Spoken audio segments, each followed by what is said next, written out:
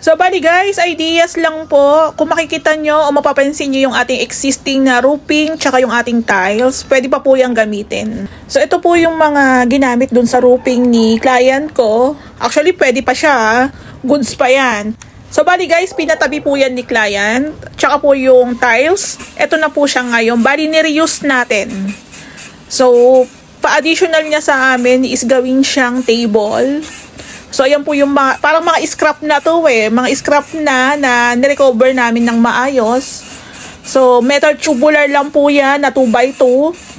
Mapapansin nyo may kalawang na rin. Wala namang problema yan. Pwede naman natin yan lagyan ng epoxy primer. Tapos, yung mga tiles po dun sa kitchen na recover naman siyang buo, pwede pa yan magamit.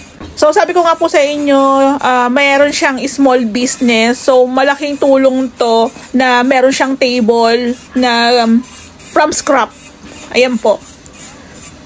So, ginamitan lang po yan ng no more nails para maipatong yung ating tiles. 60 by 60. Sakto lang yung sukat. 60 by 60 yan. So, konting welding tiles. Tapos, pwede na po natin yan lagyan ng epoxy primer. Ayan siya. So guys, kung meron kayong mga scrap dyan na metal tubular tsaka tiles, ayan, try nyo po ito.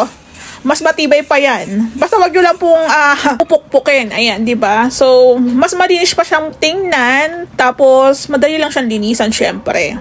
So, ayan guys, nilagyan lang muna ng masking tape para dikit na dikit. Ayan, so matibay po yan. No need na lagyan ng tubular sa gitna. Tapos, nilagyan na rin po siya ng polytop doon sa mga pinag-weldingan. Then, nilagyan po ng epoxy primer, pinahiran. Ayan o. So, instead na itapon, diba, pwede pa siyang magamit. So, guys, ayun na, try nyo yung ganong ideas. Pwede siyang gawing lamesa. Ayan, pwede natin siyang i-reuse. So, yung ating tiles, konting linis lang yan. Scrape lang natin yung mga dumikit siya na semento. Pwede na po yan.